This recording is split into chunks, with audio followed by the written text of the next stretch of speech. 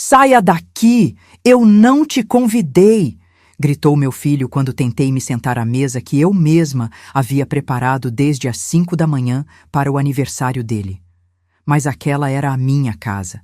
Levantei-me devagar, caminhei até a porta e fiz algo que deixou todos os convidados em choque. Sabe aquele momento em que o chão desaparece debaixo dos seus pés? Quando as palavras entram pelos seus ouvidos, mas demoram alguns segundos para chegar ao cérebro porque são tão absurdas que sua mente se recusa a acreditar? Foi exatamente isso que senti naquela noite de sábado, 23 de março. Eu estava ali, em pé, com o avental ainda amarrado na cintura. Aquele avental florido que uso há 15 anos, manchado de molho de tomate e gordura de tanto cozinhar. Minhas mãos tremiam segurando o prato de porcelana branca. O mesmo jogo que ganhei no meu casamento e que guardei com tanto carinho por 42 anos. O cheiro do pernil assado ainda perfumava toda a sala. Balões dourados flutuavam no teto. 30 pessoas me olhavam com aquela expressão que fica entre a pena e o constrangimento. E meu filho, meu único filho, Bernardo, aquele menino que carreguei no colo, que embalei durante noites de febre, que vi se formar engenheiro, estava ali, vermelho de raiva, apontando o dedo na minha direção como se eu fosse uma intrusa, uma estranha na minha própria casa. Mãe, a senhora não entende? Esse lugar já está reservado. A voz dele cortou o silêncio que havia tomado conta da sala. Priscila, minha nora, estava ao lado dele com aquele sorriso discreto, quase invisível, mas que eu conhecia bem. Era o sorriso de quem estava vencendo uma guerra que eu nem sabia que existia. Olhei para a mesa da minha sala de jantar. Aquela mesa de madeira maciça que comprei, parcelada em 12 vezes quando Bernardo tinha 8 anos. A toalha bordada era minha, os pratos eram meus. Os talheres de prata que pertenceram à minha mãe estavam todos ali, reluzindo sob a luz do lustre. Até o lustre era meu, e eu não tinha lugar naquela mesa. Senti meu peito apertar. Não era só a humilhação. Era algo mais profundo, mais doloroso. Era a sensação de que tudo pelo qual eu havia lutado, cada manhã acordando às 5 para costurar, cada centavo economizado, cada sonho que engoli para realizar os sonhos dele, tinha se transformado em nada. Menos que nada. Em estorvo. Mas sabe o que é mais engraçado? Naquele exato momento, enquanto todos esperavam que eu saísse chorando, derrotada, humilhada, algo dentro de mim acordou. Uma voz que eu não ouvia há muito tempo. A voz da Marta, de 25 anos, aquela que não se curvava, aquela que não tinha medo. E essa voz me disse uma coisa muito clara. Levanta a cabeça e mostra para eles quem realmente manda aqui. Respirei fundo. Coloquei o prato devagar sobre o aparador. Tirei o avental com calma, dobrando-o em 4 partes como sempre faço. E caminhei até a porta, sentindo o peso de 67 anos nas costas, mas também sentindo algo novo. A certeza de que aquela noite não terminaria como eles esperavam. Antes de sair, parei. Virei-me. Olhei para cada rosto naquela sala. Os amigos do Bernardo, os colegas de trabalho, a família da Priscila, e disse apenas 6 palavras que ficariam ecoando por meses. Aproveitem a festa, aproveitem bem. E saí. Mas o que ninguém ali sabia, nem mesmo o meu filho, nem aquela mulher que ele chamava de esposa, é que eu não estava fugindo. Eu estava me preparando para a guerra. E se você acha que conhece histórias de vingança, de justiça, de mães que foram longe demais, acredite, você ainda não viu nada. Porque o que aconteceu depois daquela porta fechar foi algo que nenhum deles jamais imaginou. Inscreva-se no canal para não perder nenhum detalhe desta história que vai te fazer questionar tudo sobre família, lealdade e até onde uma mãe pode ir quando é traída por quem mais amou. Subi as escadas devagar, uma mão no corrimão de madeira que eu mesma envernizei 3 vezes ao longo dos anos. Cada degrau rangia. Eram 15 degraus. Eu sabia de cor. 15 degraus que me separavam daquela sala cheia de gente rindo, bebendo o vinho que eu comprei, comendo a comida que eu preparei.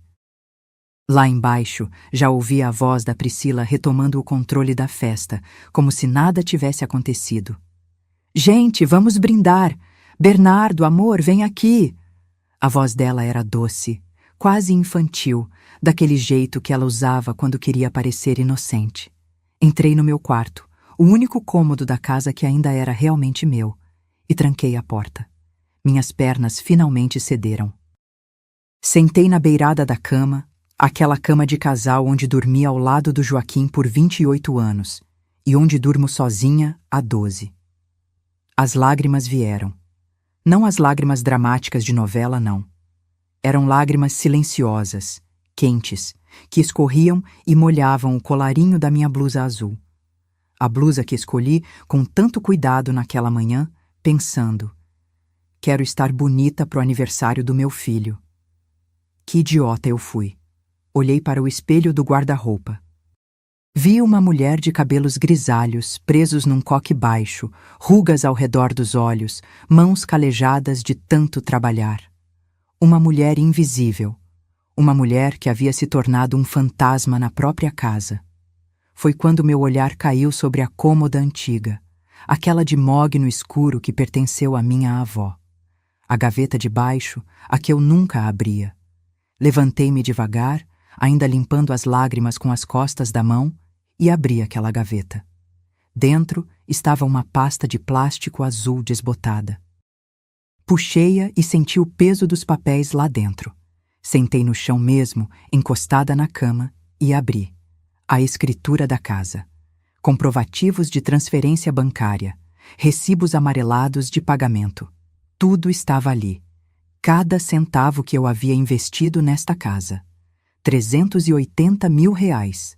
Na época, era uma fortuna. Era tudo que eu tinha da indenização do acidente do Joaquim, mais 23 anos das minhas economias de costureira.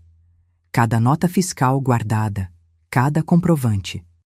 E ali, na última página da escritura, estava o nome dele.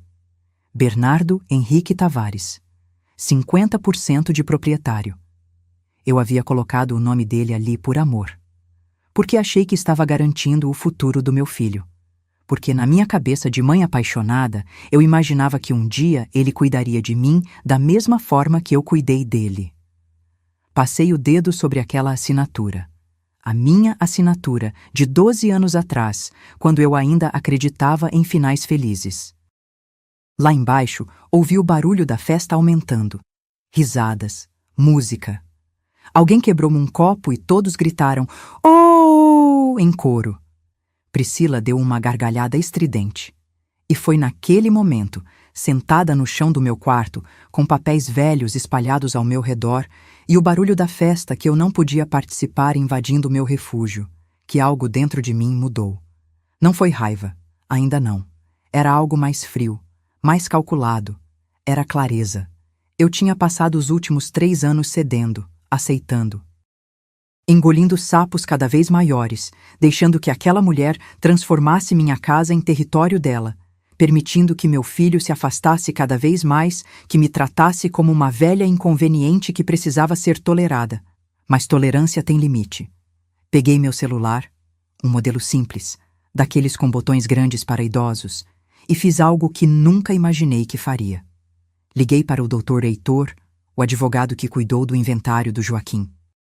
Eram 8h40 da noite de um sábado, mas ele atendia celular de clientes antigos. Alô, dona Marta, tudo bem? Doutor, me desculpe o horário. Minha voz estava firme, e isso me surpreendeu. Eu preciso marcar uma consulta, urgente. É sobre a escritura da minha casa. Houve uma pausa. Aconteceu alguma coisa? Aconteceu. Olhei para os papéis no chão. Aconteceu que eu finalmente acordei. Marcamos para segunda-feira, 1h da manhã. Quando desliguei, ouvi passos no corredor. Alguém subindo as escadas. A porta do meu quarto não estava apenas fechada, estava trancada. Mas mesmo assim, senti meu coração acelerar. Bateram. 3 batidas secas. Mãe? Era a voz do Bernardo, só que agora estava diferente, mais baixa, quase envergonhada. A senhora tá bem aí? Não respondi. Mãe, abre a porta, a gente precisa conversar. Guardei os documentos de volta na pasta. Coloquei a pasta de volta na gaveta. Levantei do chão, ajeitei a blusa, sequei o rosto. E só então, depois de respirar fundo 3 vezes, abri a porta. Ele estava ali, com aquela camisa social azul que eu passei na quinta-feira. Tinha uma expressão estranha no rosto. Não era arrependimento. Era incômodo. Como se minha presença ali, naquele estado, estivesse atrapalhando a festa perfeita dele. Quer descer? Tem bolo agora. Ele falou como quem faz um favor. Olhei nos olhos dele. Aqueles olhos castanhos que costumavam me olhar com admiração quando ele era criança. Não, obrigada. Já jantei. Menti. Meu estômago estava vazio desde o meio-dia. Mãe, não fica assim. A Priscila já pediu desculpas. Pediu? Arquei a sobrancelha. Pra mim, não. Ele desviou o olhar. É que, você sabe como é. Ela estava nervosa com a festa, queria que tudo saísse perfeito. E eu atrapalho a perfeição, é isso? Eu não disse isso. Mas ele também não negou. Segurei a maçaneta da porta. Bernardo, pode voltar para sua festa. Eu estou bem. Ótima, na verdade.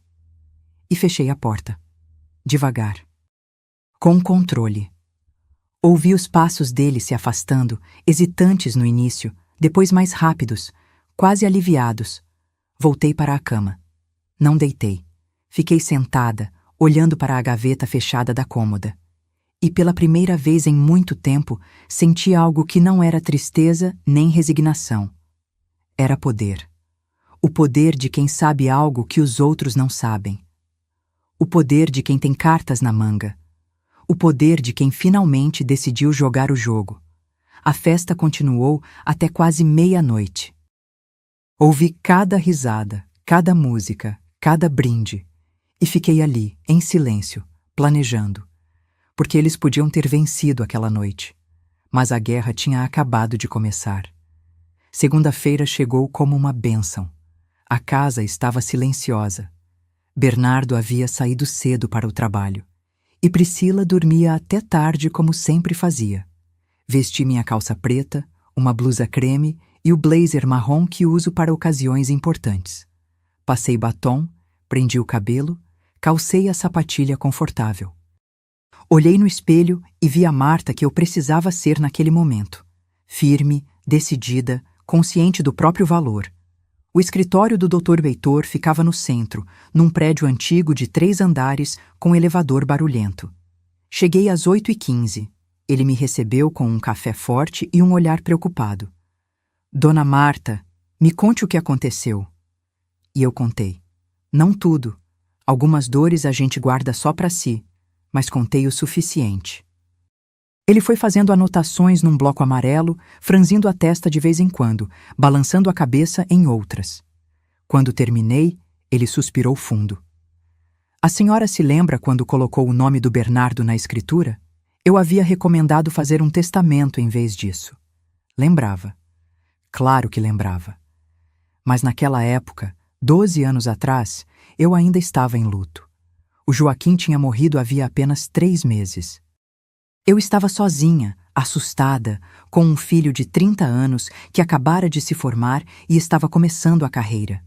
Parecia fazer sentido garantir que ele tivesse algo sólido, algo concreto. Eu achei que estava protegendo ele, admiti a voz baixa. Achei que se algo acontecesse comigo, pelo menos ele teria onde morar. E agora? Agora eu preciso saber, eu posso reverter isso? Dr. Heitor abriu uma pasta, colocou os óculos de leitura. Legalmente, sim. A casa foi comprada com seu dinheiro, temos todos os comprovantes. Você incluiu o Bernardo como coproprietário por liberalidade, sem que ele tivesse contribuído financeiramente. Isso pode ser revertido, mas vai dar trabalho. E vai doer. Doer como? Vai romper de vez essa relação. Tem certeza que é isso que a senhora quer? Pensei no grito dele, na expressão da Priscila, na sensação de ser expulsa da própria mesa. Doutor, essa relação já está rompida. Eu só não tinha percebido ainda. Ele tirou os óculos, limpou as lentes com cuidado. Então, preciso que a senhora me conte tudo, desde o começo, cada centavo investido, cada sacrifício. Vamos construir um caso sólido. E foi o que fiz. Contei sobre o Joaquim, meu marido, meu companheiro, o homem que conheci aos 19 anos num baile da Igreja do Rosário. Ele era operário da construção civil. Eu era costureira iniciante. Casamos com 22, morando num quartinho alugado de 25 metros quadrados, onde a cama quase encostava no fogão. Bernardo nasceu 3 anos depois. Uma cesárea complicada que me deixou 5 dias no hospital. Joaquim trabalhou dobrado naquele mês para pagar o convênio. Quando trouxemos nosso filho para casa, ele chorou de emoção segurando aquele pacotinho rosa embrulhado na mantinha de crochê. Foram anos difíceis, mas felizes. Joaquim trabalhava de sol a sol. Eu costurava até a vista doer. Fazíamos vestidos de festa, reformas, ajustes. Comecei a ser conhecida no bairro. Dona Marta faz as melhores barras, as costuras mais caprichadas. As clientes eram fiéis. E eu guardava cada nota de 50, cada nota de 20, dentro de uma lata de biscoito escondida no armário. Quando Bernardo tinha 8 anos, conseguimos comprar nosso primeiro imóvel. Um apartamento de 2 quartos em Jacarepaguá. Nada luxuoso, mas era nosso. Lembro do orgulho no rosto do Joaquim ao assinar a escritura. Nosso menino vai ter onde morar, Marta. Ele não vai passar o que a gente passou. Os anos foram passando. Bernardo era bom aluno, estudioso, dedicado. Conseguiu bolsa parcial numa faculdade particular de engenharia. Mas parcial não era integral. Ainda precisávamos pagar metade, R$ 4.700 por mês durante 5 anos. Joaquim assumiu turnos extras. Eu trabalhava até 10, 11 da noite na máquina de costura. Nosso filho não podia saber quanto aquilo custava. Não queríamos que ele carregasse esse peso. Queríamos que ele só estudasse, que aproveitasse a juventude, que construísse o futuro dele. Até que veio o acidente. Agosto de 2013, uma terça-feira. Joaquim estava trabalhando numa obra de 15 andares em Barra da Tijuca. Problema no andaime. 3 homens caíram. 2 sobreviveram. Joaquim não teve a mesma sorte. O doutor Heitor me ouviu em silêncio. Quando cheguei nessa parte, minha voz falhou. Ele empurrou a caixa de lenços de papel na minha direção. A construtora pagou a indenização depois de 1 ano de processo. Foram R$ 450 mil. Parecia muito dinheiro, mas não devolvia o Joaquim. Não enchia o vazio da casa. Não aquecia o outro lado da cama. Peguei um lenço, assoei o nariz, continuei. Bernardo estava no 3º ano da faculdade. Pensei em desistir, em pedir para ele trancar e trabalhar. Mas ele implorou. Mãe, deixa eu terminar. É o sonho do pai. E como eu ia negar? Então, paguei.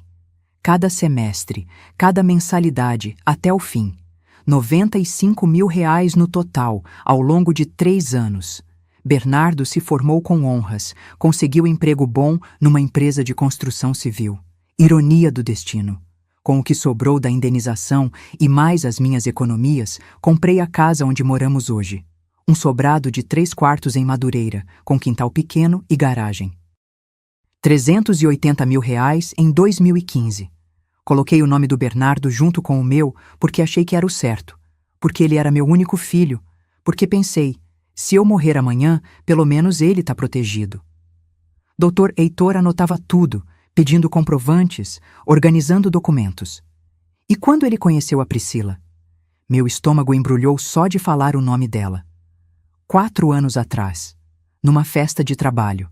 Ela era estagiária do setor administrativo, 8 anos mais nova que ele.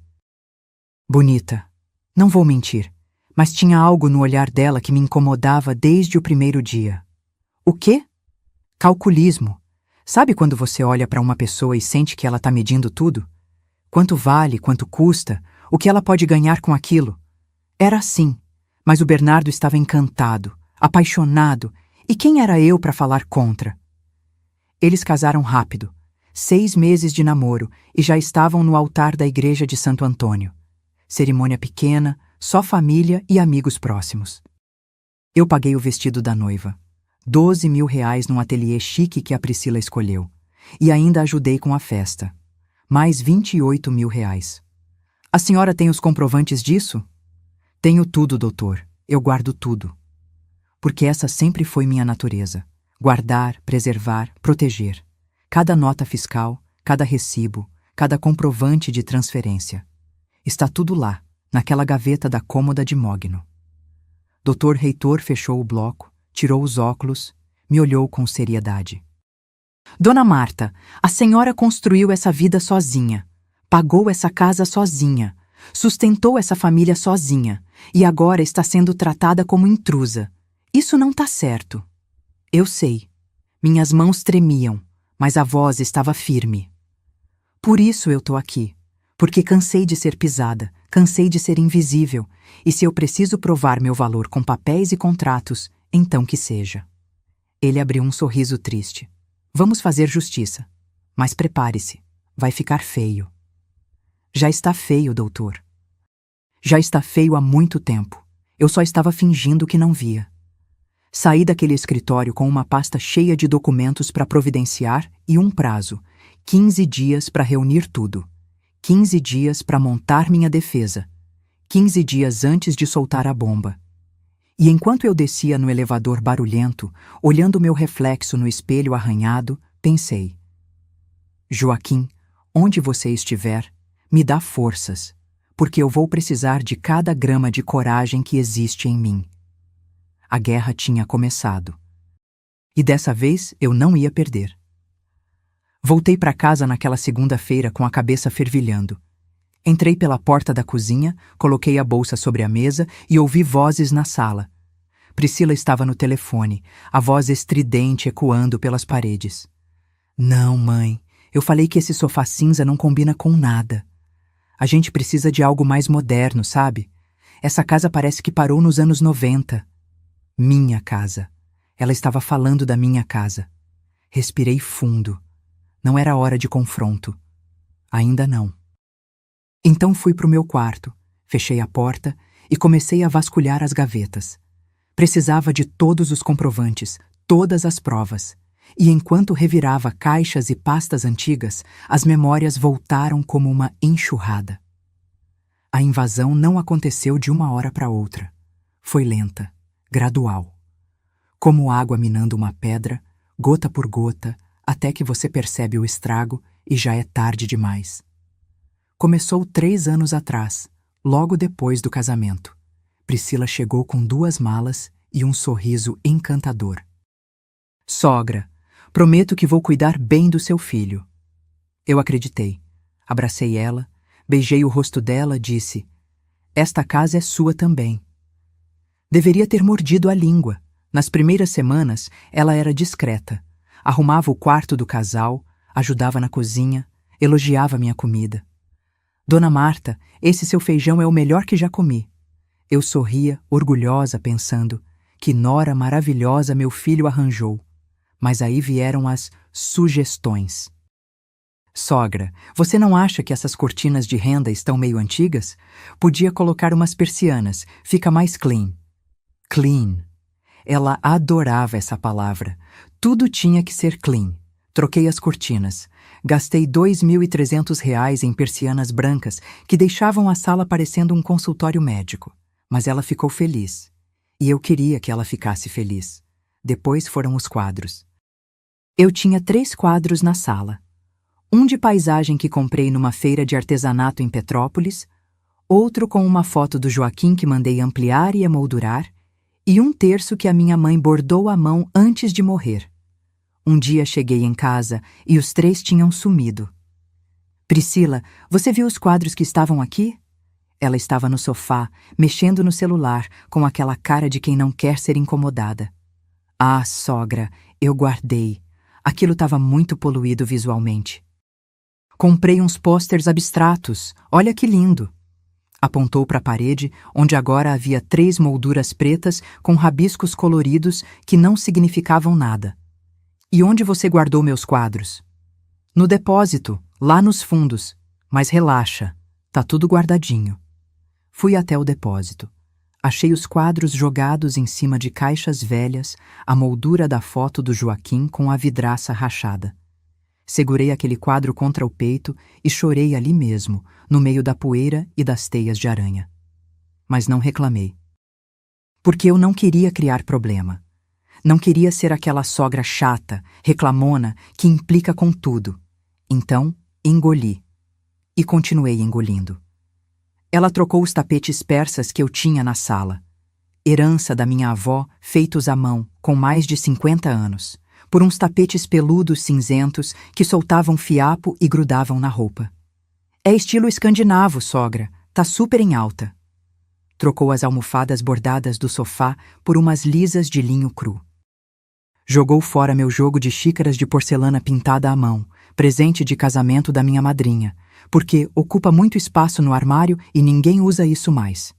Mas o pior, o que realmente me partiu por dentro, foi o relógio de parede. Era um relógio de bronze maciço, pesado, com pêndulo de vidro e badalar de sino. O Joaquim comprou numa loja de antiguidades no centro do Rio. Pagou R$ 800, que na época era muito dinheiro. Foi presente de aniversário de 15 anos de casamento. Ele mandou gravar uma mensagem na parte de trás. Para Marta, que faz cada segundo valer a pena. Seu Joaquim. Aquele relógio marcou cada momento importante da minha vida. Estava batendo 12:00 quando o Bernardo nasceu. Estava batendo 6 horas da tarde quando recebi a notícia da morte do Joaquim. Estava batendo 10 horas da noite quando meu filho se formou engenheiro. Um dia, voltei do mercado e a parede estava vazia. Senti meu coração disparar. Bernardo? Bernardo, cadê o relógio? Ele apareceu na escada, secando o cabelo com a toalha, despreocupado. Que relógio, mãe? O relógio do seu pai, o de bronze que ficava ali. Ah, ele nem olhou para a parede. A Priscila achou que estava muito antigo. Jogou fora. Jogou fora?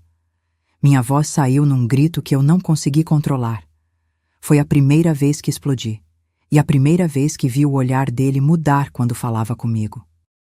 Era um olhar impaciente, irritado, como se eu estivesse exagerando. Mãe, pelo amor de Deus, é só um relógio velho. A gente compra outro. Não era só um relógio, era do seu pai. Meu pai morreu faz 12 anos. A gente precisa seguir em frente. Seguir em frente. Como se memória fosse peso morto. Como se amor fosse algo descartável. Corri até a área de serviço. Vasculhei o lixo. Nada. Corri até a rua. O caminhão já tinha passado. Voltei para dentro da casa e chorei durante 2 horas trancada no banheiro, com a torneira aberta para ninguém me ouvir.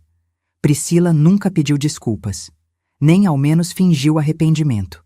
Mas a invasão não parou. Ela convenceu o Bernardo a transformar meu ateliê de costura, aquele quartinho nos fundos onde eu costurei durante 30 anos, em home office. Sogra, você quase não costura mais mesmo, né? E o Bernardo precisa de um espaço para trabalhar em casa. Verdade que eu tinha diminuído os trabalhos de costura. A vista já não era mais a mesma, as mãos doíam com artrite. Mas aquele espaço era meu refúgio, meu cantinho, meu pedaço de identidade. E eu cedi, de novo. Eles tiraram minha máquina de costura Singer antiga, as araras de roupas, as caixas de linhas organizadas por cor. Colocaram uma mesa branca moderna, computador, cadeira ergonômica, quadro de avisos. Pintaram as paredes de cinza claro. Quando entrei naquele cômodo depois da transformação, não reconheci nada. Era como se tivessem apagado 30 anos da minha história com um rolo de tinta. Ficou lindo, né, sogra? Priscila sorriu. Bem mais funcional. Funcional, moderna, clean, mas vazia de alma, vazia de mim. E o pior ainda estava por vir, porque ela não queria apenas transformar a casa. Ela queria me apagar completamente. Começou a me tratar diferente. Não me chamava mais de sogra com carinho. Era sempre Dona Marta, criando distância. Na frente de visitas, me apresentava como a mãe do Bernardo, nunca a dona da casa, ou quem mora aqui com a gente. Parou de perguntar minha opinião sobre as compras do mercado. Simplesmente comprava o que queria e pronto. Trocou minha marca de café pela marca cara dela. Jogou fora minha panela de pressão antiga porque comprei uma elétrica, é mais segura para a senhora na idade da senhora. Na idade da senhora. Como se 67 anos fosse sinônimo de incapacidade. Começou a dar ordens para Regina, a empregada que eu pago R$ 1.400 por mês do meu dinheiro de aposentadoria. Regina, não precisa perguntar para Dona Marta, eu deixo a lista do que precisa limpar. E a pobre Regina ficava sem saber a quem obedecer, olhando de mim para ela com cara de desespero. Até meu lugar à mesa mudou. Antes, eu sentava na cabeceira. Afinal, era minha casa, minha mesa. Priscila foi aos poucos me empurrando para o canto, até que um dia simplesmente decretou: "Sogra, vamos mudar os lugares? Fica melhor para servir assim." E eu, mais uma vez, cedi. Doutor Heitor tinha razão naquela manhã no escritório. A invasão foi tão lenta que, quando percebi, já não tinha mais espaço. Minha casa tinha sido tomada, meu filho tinha sido manipulado e eu tinha virado a intrusa na minha própria vida. Mas enquanto eu juntava aqueles documentos, aquelas provas, aqueles comprovantes de cada centavo investido, senti algo crescer dentro de mim. Não era ódio, era determinação. Porque uma coisa eu aprendi ao longo desses 67 anos. Você pode me tirar meus quadros, meus relógios, meu ateliê, pode me empurrar para o canto da mesa, pode me tratar como uma velha estorva, mas não pode me tirar o que é meu por direito. E essa casa era minha, e eu ia provar isso. 15 dias se passaram desde aquela consulta com o Dr. Heitor.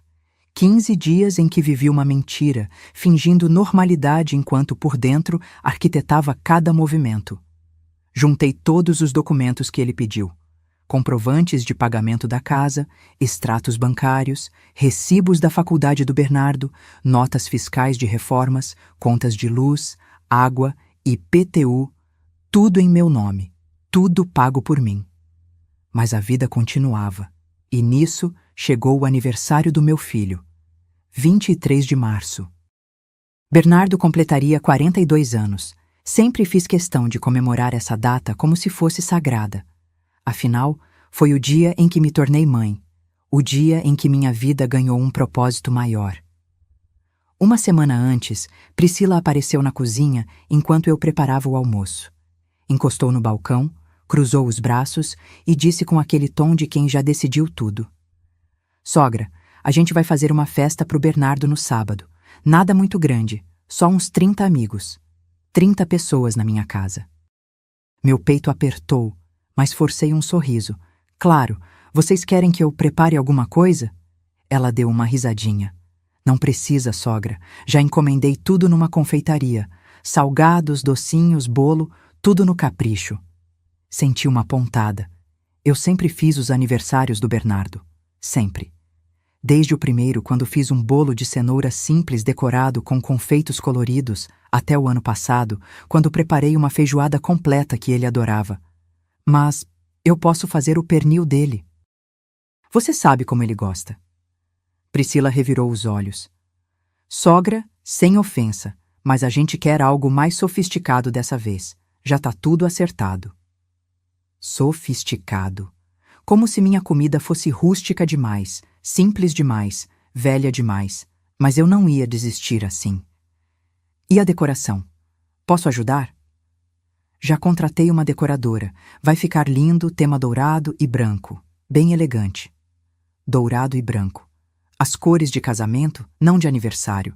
Mas o que eu entendia, né? Eu era apenas a mãe. Durante aquela semana, vi a casa ser transformada. Priscila recebia entregas diariamente. Cadeiras alugadas, mesas dobráveis, arranjos de flores, caixas de louças descartáveis, as chiques, de plástico duro que imitam porcelana. Tudo pago com o cartão de crédito conjunto que estava no meu nome e que eu pagava religiosamente todo mês. Cheguei a perguntar: "Quanto tá custando tudo isso?" "Não se preocupa, sogra, tá tudo sob controle." Mas eu me preocupava. Porque controle para ela significava gastar sem limite e deixar a conta para mim. Chegou o sábado. Acordei às 5 da manhã. Não porque me pediram, mas porque não conseguia ficar de braços cruzados. Era o aniversário do meu filho e eu ia fazer algo, nem que fosse contrapor a vontade dela. Desci para a cozinha no escuro, acendi apenas a luz do fogão. Tirei da geladeira o pernil que tinha deixado marinando desde a noite anterior. Alho socado, pimenta do reino, louro, cerveja preta, mostarda e mel.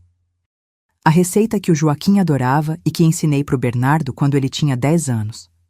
Embrulhei o pernil em papel alumínio, coloquei no forno baixo. 6 horas de cozimento lento. Enquanto assava, preparei a farofa. Bacon em cubinhos, cebola dourada, cenoura ralada, salsinha, ovos cozidos picados. O cheiro foi tomando conta da cozinha, subindo pelas escadas, enchendo cada cômodo. Às 7, ouvi passos. Priscila apareceu de camisola, com cara de sono e irritação. Que cheiro é esse? Bom dia. Fiz o pernil pro Bernardo. Ela bufou. Sogra, eu falei que não precisava. Já encomendei tudo. Eu sei, mas isso é tradição, e tradição não se quebra. Vi o maxilar dela travar, mas não discutiu. Apenas pegou um copo de água e subiu de volta, batendo os pés na escada. Passei o dia inteiro preparando. Além do pernil, fiz arroz com amêndoas, vinagrete fresco, molho de pimenta caseiro, pudim de leite condensado. A sobremesa preferida do Bernardo desde criança. Arrumei tudo em travessas bonitas, as de porcelana branca com detalhes azuis que ganhei da minha mãe. Às 3 da tarde, começaram a chegar as entregas da confeitaria. Caixas e caixas de salgados finos, docinhos franceses, tortas, quiches. Priscila recebia tudo com sorrisos, conferindo cada item. Quando viu minhas travessas na cozinha, franziu a testa, mas não disse nada. Às 5, cheguei a subir para o meu quarto para me arrumar. Escolhi uma blusa azul marinho que o Bernardo me deu 2 aniversários atrás. Calça social preta, sapato baixo confortável. Passei batom cor-de-rosa, prendi o cabelo num coque baixo, coloquei o colar de pérolas que era da minha avó. Olhei no espelho e pensei, você é a mãe dele, você tem lugar nessa festa. Desci às 6. A casa estava transformada. Balões dourados flutuavam no teto, arranjos de flores brancas decoravam cada canto. Uma mesa comprida havia sido montada na sala, com toalha branca e guardanapos dourados. Até contrataram um DJ que estava montando equipamento no canto. Os convidados começaram a chegar às 7. Casais bem vestidos, perfumados, com presentes embrulhados em papéis sofisticados. Reconheci alguns amigos antigos do Bernardo, mas a maioria era gente que eu nunca tinha visto, colegas de trabalho dele e da Priscila, amigos novos desse mundo moderno que eu não fazia parte. Fiquei na cozinha, observando. Regina, a empregada, corria de um lado para o outro servindo bebidas. Priscila circulava entre os convidados como anfitriã perfeita, apresentando a casa, minha casa, como se fosse projeto dela. Essa sala a gente reformou completamente. Antes era muito antiguinha, sabe? Antiquinha. Minha sala, minha vida. Bernardo chegou às 8, fingindo surpresa embora soubesse de tudo. Todos cantaram parabéns, ele apagou as velas do bolo de 3 andares coberto de glacê branco e detalhes dourados. Fotos, abraços, risadas. E eu ali, parada na entrada da cozinha, invisível. Até que chamaram para o jantar. A mesa estava posta com os salgados da confeitaria, as tortas, as saladas gourmet. Minhas travessas estavam lá também, mas empurradas para o canto, quase escondidas. O pernil que levei 6 horas fazendo estava numa ponta, como se fosse figurante. Vi Bernardo sentar na cabeceira. Priscila à direita dele. Os pais dela, os amigos próximos, todos se acomodando nos lugares reservados. 30 pessoas ao redor daquela mesa. E eu ainda de pé. Peguei um prato, me servi um pouco de farofa e pernil, porque queria provar do que fiz com tanto amor. E me dirigi à mesa. Havia uma cadeira vazia ao lado de um casal que eu não conhecia. Fui até lá, prato na mão, prestes a sentar. Foi quando Priscila levantou. Dona Marta. A voz dela cortou o burburinho das conversas. Todos se viraram para olhar. Esse lugar está reservado. Parei, o prato ainda nas mãos. Reservado para quem? Para minha mãe. Ela já tá chegando. Olhei ao redor. 30 cadeiras, 30 pessoas e nenhuma para mim. Priscila, é o aniversário do meu filho. Eu só quero sentar e... Saia daqui! A voz do Bernardo explodiu como um trovão. Todos silenciaram. O DJ parou a música no meio. 30 pares de olhos me encarando. Eu não te convidei! As palavras dele ecoaram pela sala. Cada sílaba era uma facada. Senti minhas pernas bambas. O prato quase escorregou da minha mão. Olhei para o meu filho. Aquele homem de 42 anos, de camisa social azul e barba aparada, que eu carreguei no colo, que embalei durante noites de febre, que ensinei a andar, a ler, a ser gente. E ele me olhava com raiva, com vergonha, como se eu fosse um cachorro vira-lata que entrou na festa sem permissão. Bernardo. Minha voz saiu fraca, trêmula. Mãe, pelo amor de Deus, a senhora não percebe que está incomodando? Incomodando. Na minha própria casa. Na festa que eu ajudei a pagar. Depois de ter passado o dia inteiro cozinhando, senti os olhos queimarem. Mas não ia chorar ali. Não ia dar esse gostinho. Coloquei o prato devagar sobre o aparador. Tirei o avental que ainda estava amarrado na cintura. Aquele avental florido, manchado, testemunha de 1000 refeições feitas com amor. Dobrei ele em 4, com calma, com toda a dignidade que ainda me restava, e caminhei até a porta. 30 pessoas em silêncio absoluto. Alguns desviavam o olhar, envergonhados. Outros cochichavam. Vi uma senhora idosa balançar a cabeça em reprovação, mas não sei se era para mim ou para o meu filho. Antes de subir a escada, parei, virei, olhei para cada rosto naquela sala e disse as únicas 6 palavras que consegui. Aproveitem a festa. Aproveitem bem. Subi aqueles 15 degraus com as costas retas, a cabeça erguida. Entrei no meu quarto, tranquei a porta e só então, só quando tinha certeza de que ninguém podia me ver, desabei. Chorei como não chorava desde o funeral do Joaquim. Chorei pelos anos perdidos, pela ingratidão, pela humilhação, por ter sido expulsa da minha própria vida. Mas no meio daquelas lágrimas, uma voz dentro de mim sussurrou: chega. E dessa vez, eu escutei. Passei o domingo inteiro trancada no quarto. Ouvi quando os últimos convidados foram embora, as gargalhadas se apagando, o portão batendo.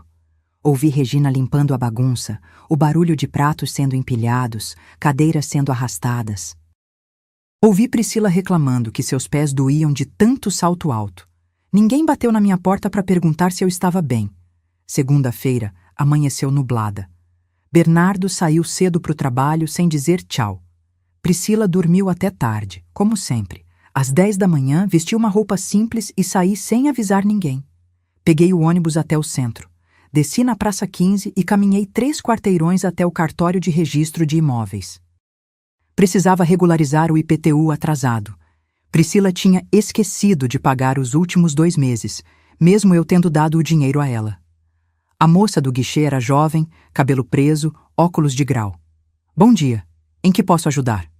Preciso pagar o IPTU da minha casa. Tá atrasado. Passei o endereço. Ela digitou no computador, franzindo a testa. A senhora é Marta Cecília Tavares, proprietária. Ela olhou para a tela, depois para mim, depois para a tela de novo. A senhora tem um documento? Mostrei minha identidade e a escritura que sempre carrego na bolsa. Mania antiga, mas que me salvou naquele dia. Ela conferiu tudo, digitou mais um pouco e soltou uma frase que mudou minha vida. Dona Marta, a senhora sabia que tem um processo de transferência de propriedade em andamento? Meu coração gelou. Como assim? Alguém deu entrada para tirar seu nome da escritura e passar o imóvel integralmente para o nome de Bernardo Henrique Tavares e Priscila Andrade Tavares. O chão sumiu debaixo dos meus pés. Segurei na beirada do balcão para não cair. Quando? Há 2 meses, dia 27 de janeiro. 2 meses. Enquanto eu cozinhava, limpava, pagava contas, cedia espaço. Enquanto eu fingia que tudo estava bem. Eles estavam nas minhas costas tentando me roubar. E tá andando esse processo? Não. Tá parado porque falta a assinatura da senhora. Sem isso não tem como completar a transferência. Respirei fundo. Pelo menos isso. Eu posso ter uma cópia desse pedido? Posso imprimir, mas vai custar R$ 15. Pode imprimir tudo. Esperei 10 minutos que pareceram 10 horas. Quando ela me entregou o maço de papéis, vi formulários preenchidos, reconhecimento de firma do Bernardo, declarações falsas dizendo que eu havia concordado verbalmente com a transferência. Tudo assinado por ele e por ela. Meus filhos. Ou melhor, meu filho e aquela víbora. Paguei o IPTU atrasado com meu cartão, mais R$ 270 de juros. Saí daquele cartório com as pernas bambas e a cabeça girando. Precisava de ar. Sentei num banco da praça, em frente à Igreja da Candelária. Pombos bicavam migalhas no chão. Um vendedor ambulante oferecia água de coco. Tudo seguia normal no mundo, enquanto o meu desabava. Peguei o celular. Liguei para o Dr. Zeitor. Doutor, preciso vê-lo hoje, agora. Dona Marta, aconteceu algo? Descobri que eles tentaram me tirar da escritura da casa. Houve um silêncio pesado. Chego lá em meia hora. Pode me esperar no escritório? Cheguei antes dele. Subi aqueles 3 andares de escada porque não conseguia ficar parada no elevador. Quando ele chegou, eu já estava sentada na recepção, segurando os papéis do cartório com tanta força que amassaram nas bordas. Entramos na sala dele. Ele leu tudo com atenção, a expressão ficando cada vez mais grave. Quando terminou, tirou os óculos e esfregou o rosto. Dona Marta, isso é tentativa de apropriação indébita.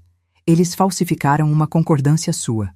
Se tivessem conseguido, a senhora estaria na rua. Mas eles não conseguiram. Não, mas tentaram. E vão tentar de novo. Ele abriu uma gaveta, pegou um gravador digital pequeno. A senhora tem celular? Tenho. Então, a partir de agora, grave tudo. Toda conversa suspeita, toda discussão, toda menção a dinheiro, casa, transferência, tudo. A gente precisa de provas. Voltei para casa às 3 da tarde. Priscila estava na sala vendo TV, comendo pipoca, pintando as unhas de vermelho. Nem olhou quando entrei. Oi, sogra. Já almoçou? Já. Menti. Meu estômago revirava só de pensar em comida. Subi para o meu quarto e esperei. Às 7, Bernardo chegou.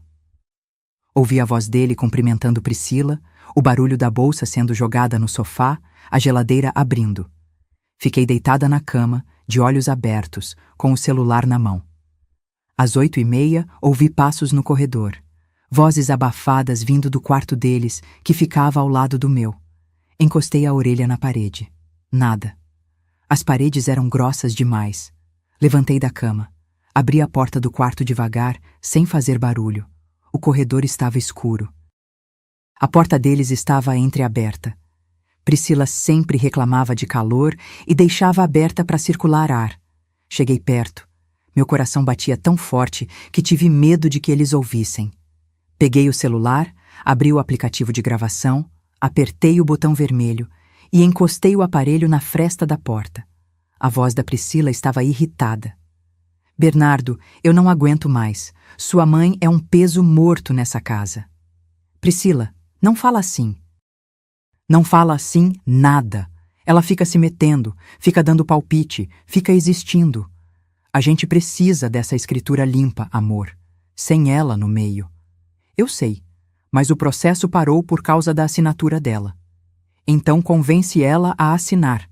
Fala que é para facilitar o inventário quando ela morrer, sei lá. Inventa alguma coisa. Inventar. Mentir. Manipular a velha idiota. Minha mão tremia segurando o celular, mas não parei de gravar. E por que a gente precisa tanto dessa escritura mesmo? A voz do Bernardo soava cansada. Por que a gente tá devendo R$ 87 mil em cartão, Bernardo? Priscila explodiu. 87 mil, mais o carro que custa 12.300 por mês e a gente não consegue mais pagar. O banco vai tomar o carro se a gente não fizer um empréstimo. E como a escritura ajuda? A gente usa a casa como garantia, amor. Consegue um empréstimo de 420 mil. Paga tudo, sobra dinheiro, e a gente finalmente respira. Mas é a casa da minha mãe. Era da sua mãe, agora é nossa. E ela não pode ficar atrapalhando nossos planos. A gente precisa crescer, ter nosso espaço, construir nossa vida. E ela não faz parte disso. Silêncio. Um silêncio longo, pesado. Eu segurava a respiração, os olhos ardendo de lágrimas contidas. Mas, e se ela descobrir? Priscila deu uma risada curta, amarga. Descobrir o quê? A velha mal sai de casa, não entende de papel, não tem advogado. A gente convence ela a assinar dizendo que é coisa de imposto. Ela assina tudo o que você pede. Não sei, Priscila. Eu fico com peso na consciência. Peso na consciência? A voz dela ficou afiada. E o peso de perder tudo? De ter o nome sujo? De voltar a morar em apartamento alugado? Porque é isso que vai acontecer se a gente não resolver. Você escolhe. Sua mãe ou nosso futuro? Outro silêncio. E então ouvi a voz do meu filho, baixa, derrotada, mas clara. Tá bom, amanhã eu converso com ela. Meu mundo desabou de novo, mas dessa vez não de surpresa, de confirmação.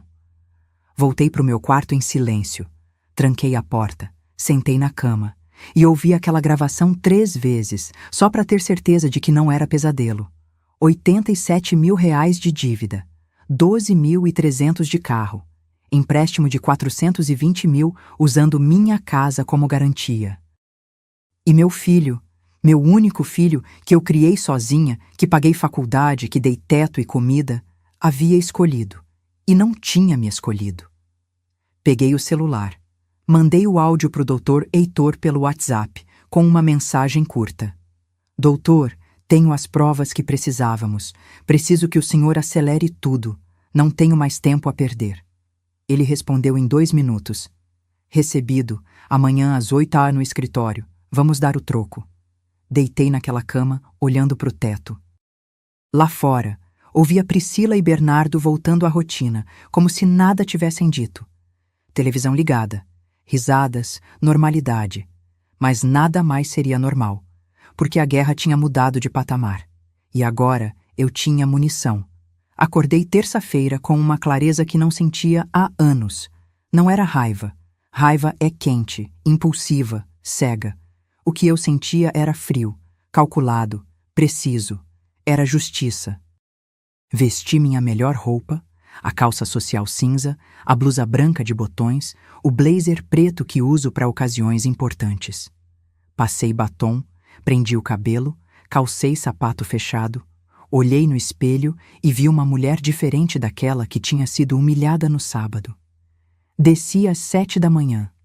Bernardo já tinha saído para o trabalho, covarde, fugindo antes da conversa que Priscila tinha mandado ele ter comigo. Ela ainda dormia, claro. Deixei um bilhete na geladeira. Saí para resolver uns assuntos. Volto à tarde. Peguei o ônibus para o centro. Cheguei no escritório do Dr. Heitor 5 minutos antes das 8. Ele já estava lá, com café passado e uma pasta grossa sobre a mesa. Dona Marta. Ele apertou minha mão com firmeza. Ouvi a gravação. 5 vezes. E a gente tem eles na palma da mão. Ele abriu a pasta. Mas preciso que a senhora entenda. O que vamos fazer agora não tem volta. Uma vez que começar, vai doer. Para eles e para a senhora. Doutor, já doeu demais. Agora é hora de parar de sentir e começar a agir. Ele sorriu. Um sorriso triste, mas orgulhoso. Então vamos ao plano. Passamos 2 horas naquele escritório. Dr. Heitor tinha tudo mapeado com a precisão de um engenheiro. E o melhor, tinha descoberto coisas que nem eu sabia. Primeira informação. A casa foi comprada exclusivamente com seu dinheiro. 380 mil reais comprovados. O Bernardo entrou na escritura como doação sua, sem contrapartida financeira. Isso significa que legalmente a senhora pode revogar essa doação. Pode? Pode. Existem 3 motivos legais para revogar uma doação. ingratidão grave do donatário, necessidade do doador ou descumprimento de encargo. No caso da senhora, temos ingratidão grave comprovada. Ele bateu na mesa onde estava a gravação. Tentativa de apropriação indébita, humilhação pública, abandono afetivo. Senti um nó na garganta. Abandono afetivo. Era isso. Meu filho tinha me abandonado sem sair de casa. Segunda informação, fiz uma pesquisa sobre as dívidas deles. 87 mil em cartões de crédito não é brincadeira. O carro? Um SUV importado financiado em 84 meses. Eles pagam 12.300 por mês e já atrasaram 3 parcelas. O banco vai retomar o veículo em 60 dias se não regularizarem. Eles não têm dinheiro para pagar? Dona Marta, eles não têm dinheiro nem para comer. Sabe quem paga a conta do mercado? A senhora. Sabe quem paga luz, água, gás, internet empregada? A senhora. Eles vivem de aparência. Instagram cheio de foto em restaurante chique, roupa de marca, viagem para resort. Mas é tudo cartão de crédito. É uma casa de cartas prestes a cair. Pensei em todas as vezes que Priscila chegou em casa com sacolas de shopping. Todas as vezes que pedi para ajudarem nas contas e eles diziam: esse mês está apertado. Todas as vezes que eu, com minha aposentadoria de R$ 1.800, segurava a casa sozinha enquanto eles ostentavam. E tem mais. Dr. Reitor puxou outro documento.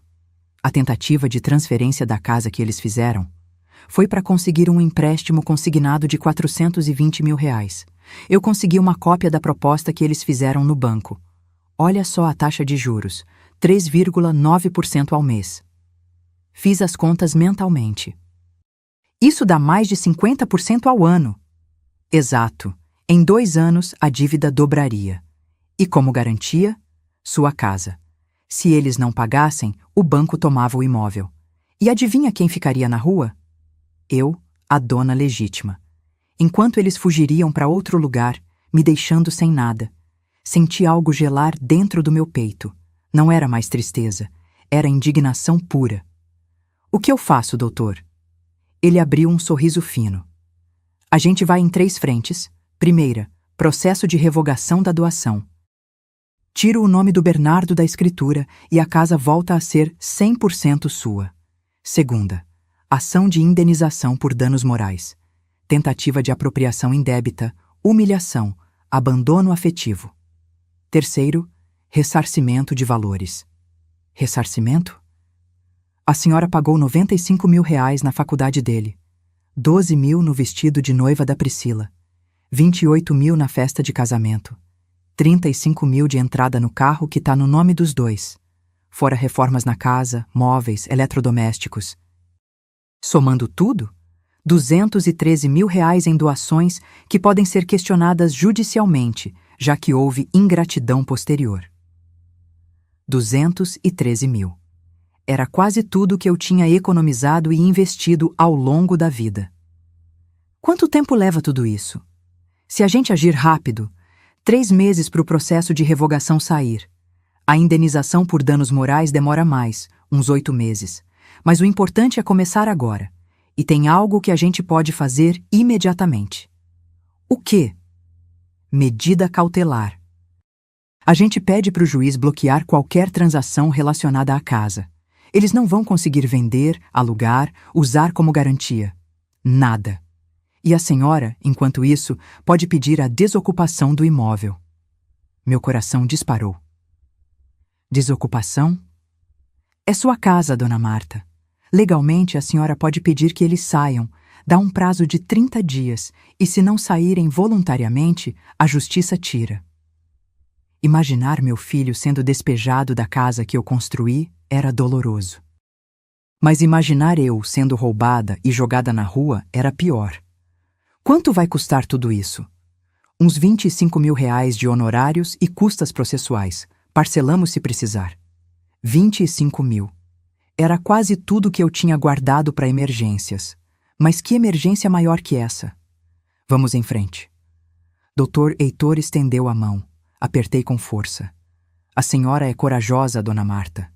Não, doutor, eu sou cansada de ser pisada. Saí daquele escritório com uma pasta cheia de documentos para assinar, um plano traçado e uma sensação estranha no peito. Não era alívio, era poder. O poder de quem finalmente toma as rédeas da própria vida. Voltei para casa ao meio-dia. Priscila estava na sala, no celular, rindo de algum vídeo. Quando me viu, fingiu seriedade. Oi, sogra, foi no médico? Fui resolver uns assuntos. Não menti. Não dei detalhes. Ah, tá. O Bernardo disse que precisa conversar com a senhora hoje à noite. É sobre uns papéis da casa. Meu estômago revirou. Papéis? É.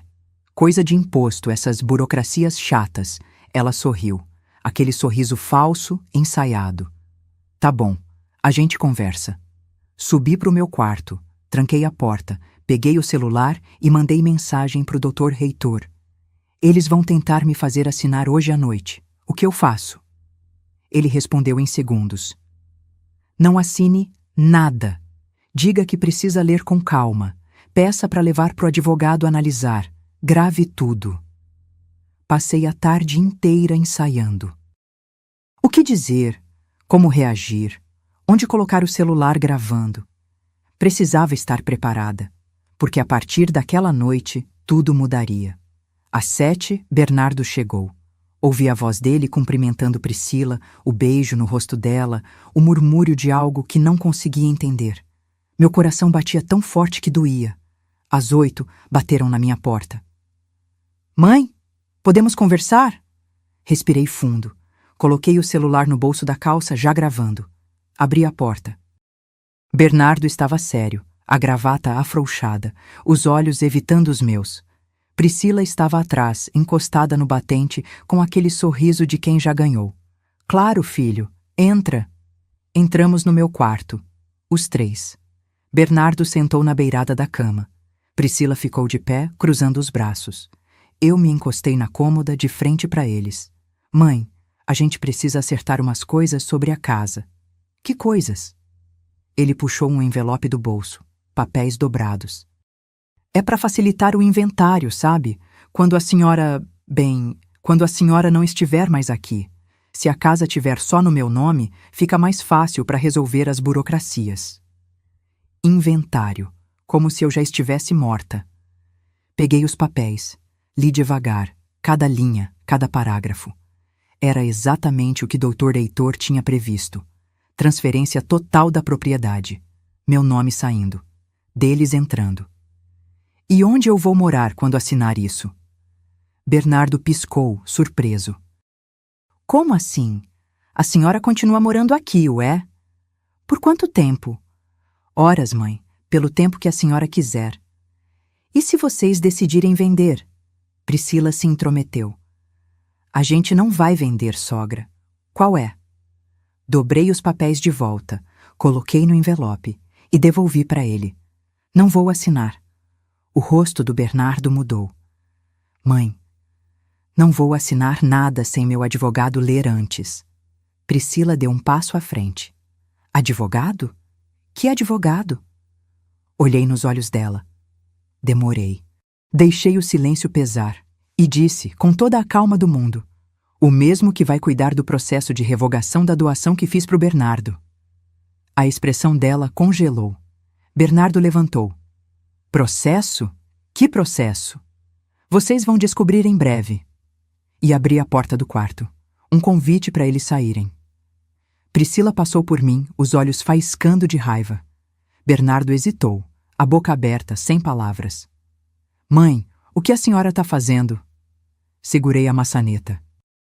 E finalmente, depois de anos engolindo sapos, disse o que precisava ser dito. Estou me defendendo, filho. Algo que eu deveria ter feito há muito tempo. E fechei a porta. Do lado de fora, ouvi a explosão. Eu sabia que a velha ia criar problema. Mas não importava mais, porque o jogo tinha mudado. E dessa vez, eu tinha as cartas vencedoras. Os 15 dias seguintes foram os mais tensos da minha vida.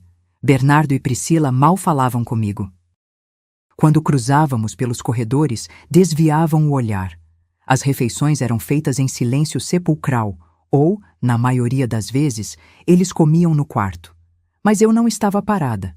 Enquanto eles me ignoravam, eu estava construindo meu caso, tijolo por tijolo. Dr. Heitor trabalhou rápido. Protocolamos a ação de revogação da doação numa quinta-feira. Na segunda seguinte, o juiz já tinha concedido a medida cautelar. A casa estava bloqueada para qualquer transação. Bernardo e Priscila não podiam vender, alugar, nem usar como garantia de empréstimo. A bomba estourou numa quarta-feira. Bernardo chegou em casa às 6 da tarde com uma carta do banco na mão. O rosto dele estava branco, os lábios tremendo. Priscila leu por cima do ombro e soltou um grito. Bloqueio judicial! Como assim bloqueio judicial? Ouvi tudo do meu quarto. Desci devagar, segurando o corrimão, com o celular no bolso já gravando. Eles estavam na sala, a carta aberta sobre a mesa de centro. Quando me viram, Bernardo levantou num pulo. Mãe, o que a senhora fez? Fiz o que precisava fazer. A senhora bloqueou a casa. O banco negou nosso empréstimo. A gente tá com o nome sujo, mãe. A gente vai perder tudo. Priscila apontou o dedo na minha direção, a voz esganiçada. Isso é culpa sua egoísta. A gente só queria organizar as coisas e a senhora... Organizar? Minha voz saiu mais alta do que pretendia. Vocês queriam me roubar. Roubar? Que absurdo!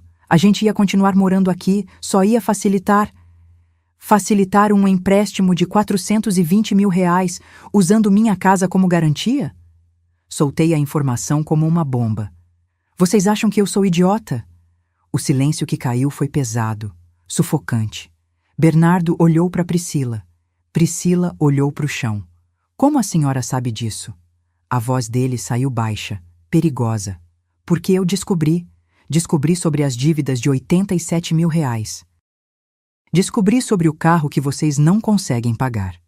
Descobri sobre a tentativa de tirar meu nome da escritura 2 meses atrás. A cada frase, eu dava um passo à frente. E descobri que vocês planejaram tudo isso nas minhas costas, nessa casa que eu paguei enquanto me tratavam como lixo.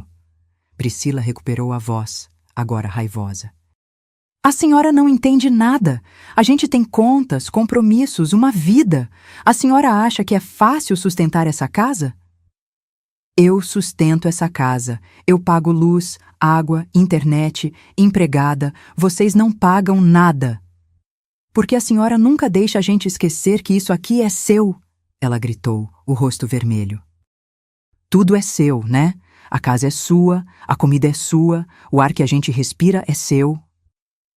É meu porque eu paguei, com meu suor, com meu sacrifício. Bernardo se intrometeu, a voz tentando ser conciliadora. Mãe, vamos conversar com calma. A gente resolve isso em família. Família? Olhei nos olhos dele. Família não tenta roubar. Família não expulsa a própria mãe da mesa de jantar. Família não chama advogado para se defender, Bernardo. Mas foi o que eu precisei fazer. Ele engoliu seco. A senhora... contratou um advogado? Contratei. E ele me aconselhou a fazer algo que eu deveria ter feito há muito tempo. Peguei da bolsa um envelope pardo. Coloquei sobre a mesa, ao lado da carta do banco. O que é isso? Priscila perguntou, a voz trêmula. Notificação extrajudicial. Vocês têm 30 dias para desocupar esta casa.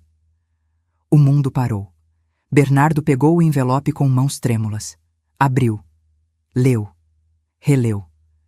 A senhora está nos despejando? Estou pedindo que saiam.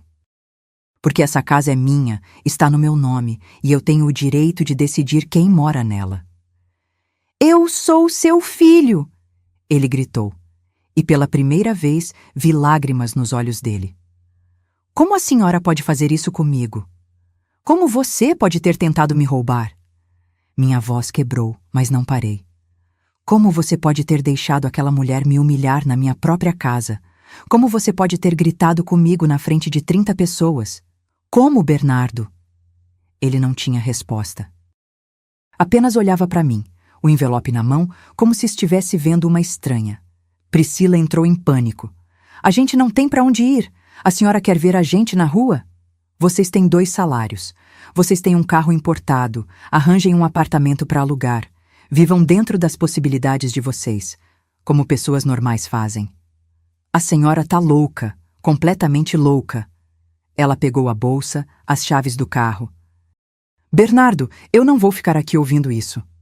E saiu, batendo a porta com tanta força que o quadro da parede tremeu. Fiquei sozinha com meu filho. Ele sentou no sofá, a cabeça entre as mãos. Parecia ter envelhecido 10 anos em 10 minutos. Mãe! A voz dele saiu quebrada. A gente pode conversar? Só nós 2? Sentei na poltrona em frente. Deixei o silêncio pesar. Eu sei que errei. Ele olhou para mim, os olhos vermelhos. Eu sei que a Priscila foi longe demais. Eu sei que eu fui longe demais. Mas a senhora não pode fazer isso. A senhora não pode me jogar fora assim. Bernardo, você me jogou fora primeiro, quando colocou o nome dela na tentativa de transferência, quando gritou comigo na festa, quando parou de me ver como mãe e começou a me ver como obstáculo. Eu nunca deixei de te amar, mãe. Amor não é só palavra, filho. Amor é atitude, e suas atitudes me machucaram mais do que qualquer soco poderia machucar. Ele ficou em silêncio, absorvendo. Se eu terminar com a Priscila, se eu mandar ela embora, a senhora desiste disso? Olhei para ele. Meu filho, meu único filho, o menino que carreguei, embalei, criei. E vi nele não o menino que foi, mas o homem que ele escolheu ser. Bernardo, isso não é sobre ela, é sobre você, sobre suas escolhas, sobre você ter tentado me tirar da escritura sabendo que eu ia ficar sem nada, sobre você ter me humilhado. Não dá para consertar isso terminando um namoro. Isso é quem você é agora. Ele respirou fundo. Quando falou de novo, a voz estava diferente, mais fria. Então a senhora escolheu a casa. Não, eu escolhi minha dignidade. Você que escolheu a casa quando tentou tirá-la de mim. Levantei, peguei minha bolsa e antes de subir para meu quarto me virei mais uma vez. 30 dias, Bernardo. É o que a lei me obriga a dar. Depois disso, se não saírem voluntariamente, o oficial de justiça vai fazer vocês saírem. E aí vai ser muito pior. Subi aqueles 15 degraus pela última vez, sentindo o peso do mundo nas costas. Mas quando fechei a porta do meu quarto, quando me olhei no espelho, vi algo que não via há anos. Vi uma mulher forte, uma mulher que lutou, uma mulher que não desistiu de si mesma. E pela primeira vez em muito tempo, me senti orgulhosa de quem eu era. Lá embaixo, ouvi Bernardo chorando. Parte de mim queria descer, abraçar, perdoar. Porque mãe é mãe, e essa dor nunca passa completamente. Mas a parte mais forte, a parte que me manteve viva, trabalhando, lutando por 67 anos, disse: chega, você já deu demais. E pela primeira vez na vida, eu escutei. Os 30 dias se arrastaram como 30 anos. Bernardo e Priscila se movimentavam pela casa como fantasmas raivosos. Ela não me dirigia a palavra. Ele tentava, às vezes, uma conversa aqui, um olhar ali, mas eu mantinha distância. Precisava, porque qualquer fraqueza agora seria usada contra mim. No 10º dia, eles contrataram um advogado. Recebi uma notificação tentando contestar a desocupação, alegando que Bernardo era coproprietário. Dr. Heitor respondeu com a ação de revogação da doação e todas as provas. 2 dias depois, o advogado deles desistiu do caso. No 20º dia, Priscila tentou me chantagear emocionalmente. Bateu na minha porta de madrugada, chorando, dizendo que estava grávida. Quando pedi um exame para comprovar, ela explodiu chamando-me de desumana e sumiu no quarto dela. No 25º dia, eles começaram a embalar as coisas. Caixas se acumulavam no corredor. Ouvia os 2 discutindo sobre o que levar, o que deixar, para onde iriam. Foi quando recebi um telefonema que mudaria tudo.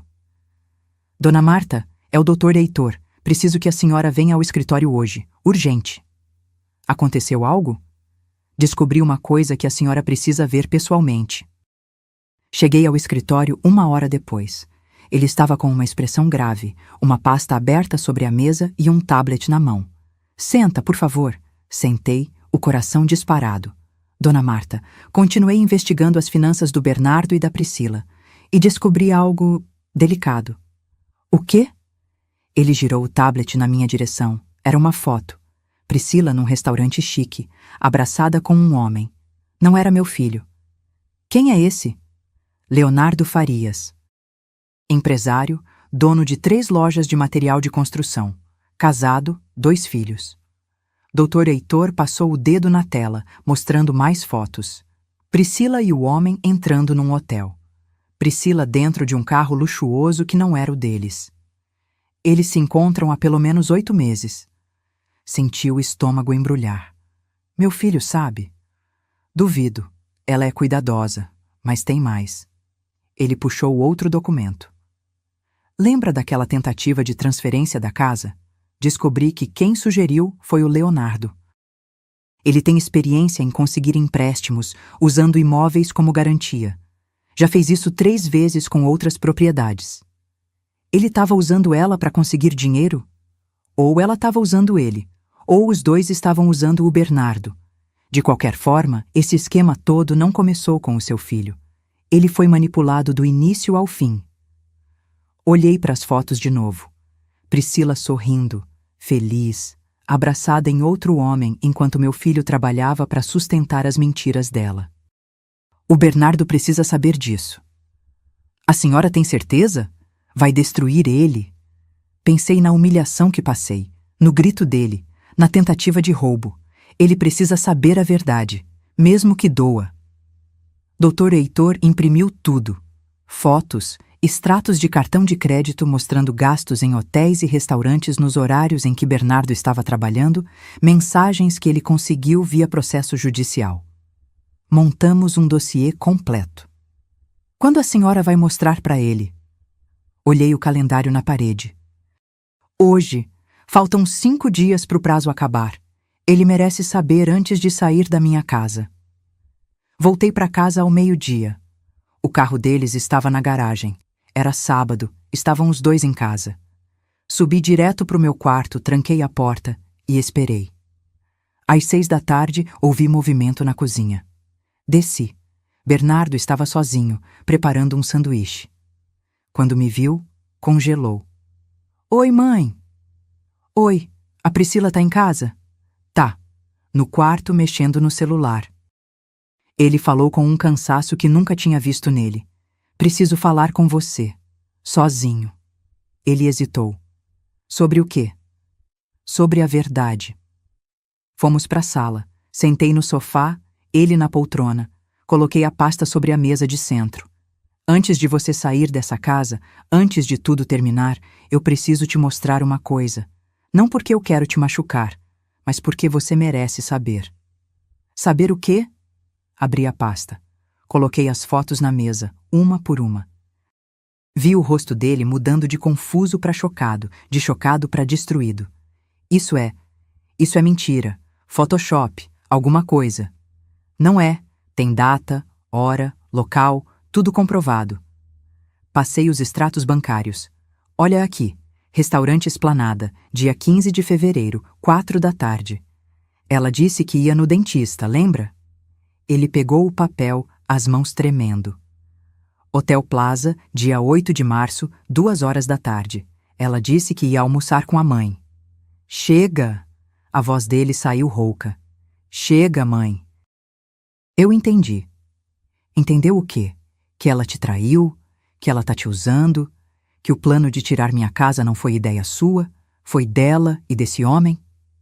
Coloquei na mesa o último documento. Esse Leonardo tem ficha. 3 processos de estelionato usando casas de família como garantia. Ele encontra mulheres casadas, manipula, pega os bens e desaparece. Bernardo estava branco, suando, as mãos apertando os joelhos. Por quanto tempo? Pelo menos 8 meses. Ele fechou os olhos. Uma lágrima escorreu. Eu sou um idiota. Você é um homem que foi manipulado por ela e por causa dela você quase perdeu sua mãe. Ele olhou para mim. E pela primeira vez em meses, realmente me olhou. Não como obstáculo, não como problema. Como o filho olha para a mãe. Eu ferrei tudo, né? Ferrou. Tem conserto? Respirei fundo. Não sei, Bernardo. Machucou demais, mas pelo menos agora você sabe a verdade. Nesse momento, ouvimos passos na escada. Priscila desceu, ainda de pijama, bocejando. Quando viu os papéis espalhados na mesa, o rosto dela perdeu toda a cor. O que é isso? Bernardo levantou devagar, pegou uma das fotos, mostrou para ela. Você vai me dizer o que é isso? Ela olhou, engoliu seco, tentou sorrir. Amor, eu posso explicar. Explica! Ele gritou de um jeito que nunca tinha gritado na vida. É um amigo. Só um amigo. A gente estava conversando sobre negócios. Que negócios, Priscila? Que negócios uma desempregada tem com um empresário casado? Ele jogou o resto das fotos na direção dela. 8 meses. 8 meses tu estava me traindo e eu não sabia de nada. Ela recuou, tentando pegar as fotos, esconder. Não é o que você está pensando, não? Então me explica o hotel, me explica os restaurantes. Me explica por que esse cara tá pagando tuas contas enquanto eu tô afundado em dívida. Ele não paga nada. Isso é mentira da tua mãe. Ela inventou tudo para separar a gente. Bernardo riu. Uma risada amarga, sem humor. Inventou? Tem foto, tem data, tem extrato de banco. Ela falsificou, ela quer acabar com a gente. Levantei do sofá. Caminhei até ela e disse com toda a calma do mundo. Priscila, você já acabou com vocês sozinha. Eu só trouxe a verdade à tona.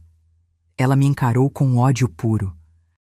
Você é uma velha amarga que não suporta ver o filho feliz. Feliz? Bernardo explodiu de novo. Feliz afundado em dívida? Feliz sendo corno? Feliz quase perdendo minha mãe por tua causa? Eu não tenho culpa se sua mãe é uma egoísta que não larga dessa casa. Essa casa é dela! Sempre foi, e você sabia. Você me manipulou para tentar roubar. Priscila respirava acelerado, os olhos brilhando de raiva.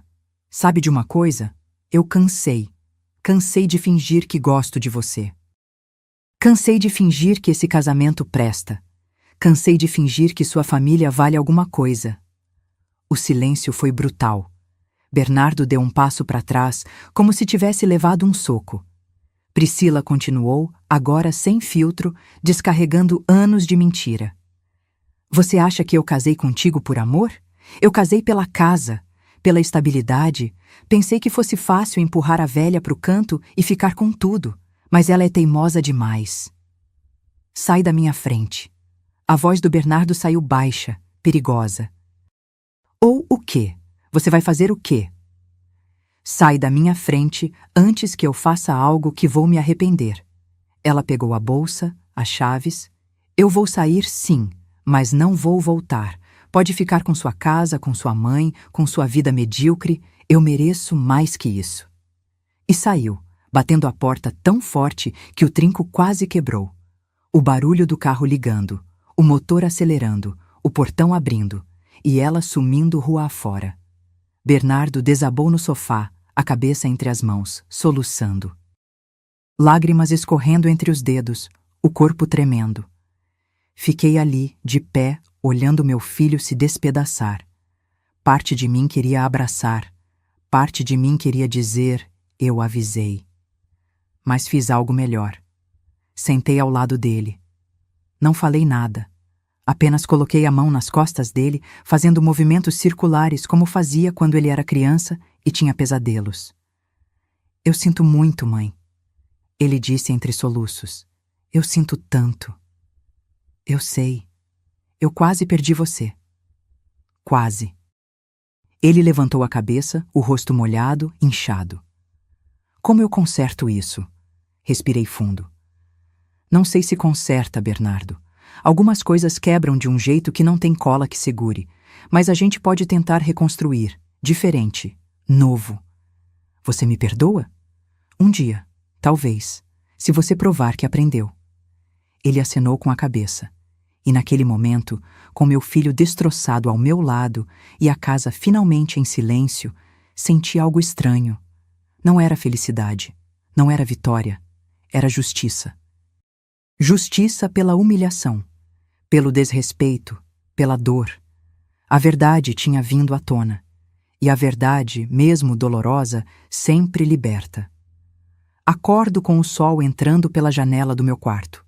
São 7 da manhã de um sábado de setembro e pela primeira vez em anos acordo sem aquele peso no peito.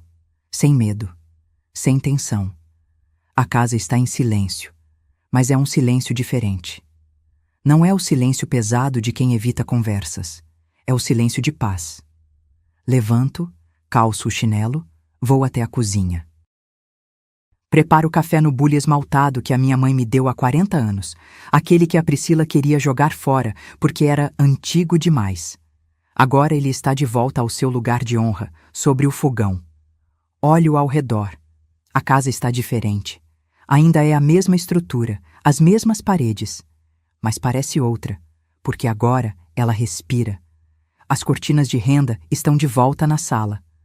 O relógio de bronze? Encontrei um idêntico num antiquário de Petrópolis. Mandei gravar a mesma mensagem na parte de trás.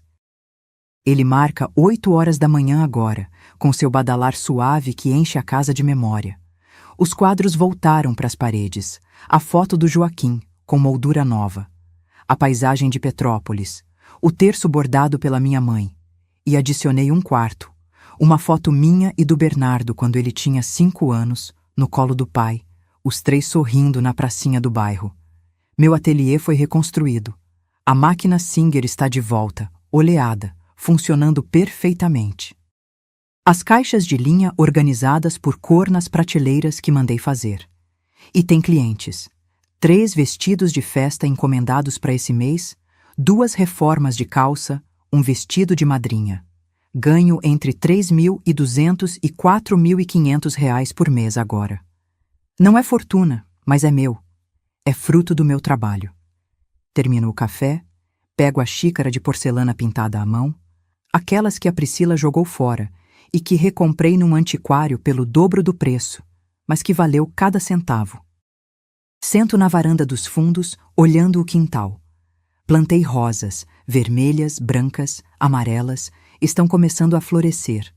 Também coloquei vasos de manjericão, alecrim, hortelã. O cheiro perfuma toda a área quando o vento sopra. É nesse momento que ouço o portão. Passos conhecidos no corredor lateral. Ele aparece na varanda, com 2 sacolas do mercado nas mãos. Bom dia, mãe. Bom dia, filho. Bernardo coloca as sacolas sobre a mesa de plástico branca. Trouxe tudo da lista. E comprei aquele café que a senhora gosta, o mais caro, porque a senhora merece. Sorrio. Um sorriso pequeno, mas genuíno. Obrigada. Ele se senta na cadeira ao meu lado. Ficamos em silêncio por alguns minutos, só olhando o jardim, ouvindo os pássaros. Foi assim que reconstruímos. Aos poucos. Tijolo por tijolo. Sem pressa. Deixa eu voltar 6 meses no tempo para contar como chegamos até aqui. Depois que Priscila saiu naquela noite, ela nunca mais voltou. No dia seguinte, mandou um caminhão de mudança buscar as coisas dela. Bernardo ficou parado na sala, vendo os móveis que ela escolheu, as roupas dela, os sapatos, tudo sendo embalado e levado embora. Quando o caminhão partiu, ele olhou para mim e disse: Mãe, eu preciso sair também. Não porque a senhora está me expulsando, mas porque eu preciso aprender a viver sozinho, a crescer, a entender o que eu fiz. E saiu. Alugou um apartamento pequeno em Madureira mesmo, a 6 quarteirões daqui. 800 metros quadrados, um quarto, sala e cozinha. R$1.800 de aluguel que ele paga do próprio bolso. As dívidas, ele assumiu todas. Os R$87.000 dos cartões ele parcelou e paga R$600 por mês durante anos. O carro? Devolveu para o banco. Agora anda de ônibus como gente normal. E sabe o que ele me disse? Mãe, eu tô livre, livre de fingir ser o que não sou. Priscila sumiu. Ouvi pelos vizinhos que ela foi morar com o tal Leonardo. 2 meses depois, ele largou a esposa e assumiu ela publicamente. Mas o casamento dele desmoronou. O negócio foi à falência por causa dos processos e ouvi dizer que agora ela trabalha como vendedora numa loja de roupas no shopping. Não sinto pena. Não sinto raiva. Não sinto nada. Ela é passado. O processo de revogação da doação foi concluído em 3 meses. A casa voltou a estar 100% no meu nome. Bernardo assinou todos os papéis sem questionar. É seu, mãe. Sempre foi. A ação de indenização por danos morais demorou 5 meses. O juiz reconheceu a tentativa de apropriação indébita, a humilhação, o abandono afetivo. Condenou Bernardo e Priscila a me pagarem, solidariamente, R$52.000. Priscila nunca pagou. Entrou com recurso atrás de recurso, mas vai perder. O advogado dela desistiu por falta de pagamento. Bernardo? Ele me procurou 1 semana depois da sentença. Mãe, eu não tenho 52.000, mas eu vou pagar. R$200 por mês. Vai levar 20 anos, mas eu vou pagar cada centavo. Olhei para ele. Meu filho. Paguei a faculdade dele, o casamento, a entrada do carro. Paguei tanto. E agora ele me oferecia R$200 por mês durante 20 anos para pagar uma dívida que nem dinheiro cobre. Bernardo, fica com teu dinheiro. Paga tuas contas. Mãe, eu preciso fazer isso. Preciso me redimir, pensei, e fiz uma proposta. Então não me paga em dinheiro, me paga em presença. Vem aqui todo sábado. Traz compras do mercado. Conserta o que quebrar na casa. Me faz companhia. Me mostra que você aprendeu. Ele aceitou. E cumpre. Todo sábado, às 7:30 da manhã, ele está aqui. Às vezes traz flores. Às vezes traz pão quentinho da padaria. Sempre traz abraço. Voltando ao presente. Olho para o meu filho ao meu lado, tomando café numa xícara simples, vestido com roupa casual, sem ostentação. Ele emagreceu, o rosto ficou mais maduro. Mas os olhos, esses olhos castanhos que costumavam brilhar quando ele era criança, estão voltando aos poucos. Como está o trabalho? Pergunto. Bem, consegui uma promoção. Vou coordenar uma obra em Jacarepaguá. Aumento de R$800. Que bom, filho. Mãe, ele hesita. Posso te perguntar uma coisa? Pode. Você me perdoou? Olho para ele. De verdade. Demoro a responder porque essa pergunta merece uma resposta honesta. Perdoar não é esquecer, Bernardo. Eu não esqueço o grito. Não esqueço a humilhação. Não esqueço a tentativa de roubo. Mas eu entendo que você foi manipulado. Entendo que você errou e vejo que você está tentando consertar. Então tem esperança? Sempre tem esperança. Mas confiança, essa, se constrói devagar e você está construindo. Ele acenou com a cabeça, os olhos brilhando. Termino meu café. Levanto. Vem. Quero te mostrar uma coisa. Entramos na casa. Vou até o ateliê. Sobre a mesa de corte tem um tecido azul marinho estendido. Tô fazendo um terno para um cliente. Casamento da filha dele. Bernardo passa a mão no tecido. Ficou bonito, mãe. Aprendi tudo de novo. A vista já não é a mesma, mas comprei óculos de grau especial. As mãos doem, mas faço alongamento. E tô feliz. Feliz fazendo o que sempre amei. Eu tenho orgulho da senhora, sabia? Olho para ele, surpresa. Tem? Tenho. Orgulho da tua força, da tua coragem, de não ter desistido de si mesma, mesmo quando todo mundo estava pisando em você. Ele engole seco. Eu quero ser assim, forte assim. Você vai ser. Só precisa escolher certo das próximas vezes. Ele sorri. Um sorriso triste, mas esperançoso. Passamos a manhã juntos. Ele conserta a torneira da área de serviço que estava pingando. Troca 3 lâmpadas queimadas. Limpa a calha entupida. Trabalho de filho. Trabalho que deveria sempre ter sido dele. Na hora do almoço, preparo macarrão com molho de tomate caseiro e almôndegas, a receita que ele adorava quando criança. Comemos juntos na mesa da cozinha, não na sala de jantar, não naquela mesa de tantas memórias ruins. Aqui, na cozinha, começamos de novo. Às 3 da tarde, ele se despede. Semana que vem eu venho de novo. Eu sei, ele me abraça. Um abraço apertado, demorado. Te amo, mãe. Eu também te amo, filho.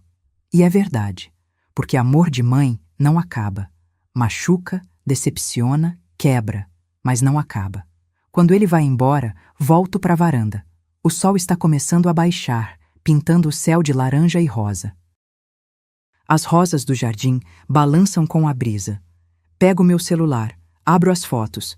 Tem uma que tirei semana passada. Eu na frente da máquina de costura, sorrindo, segurando um vestido verde que terminei de fazer.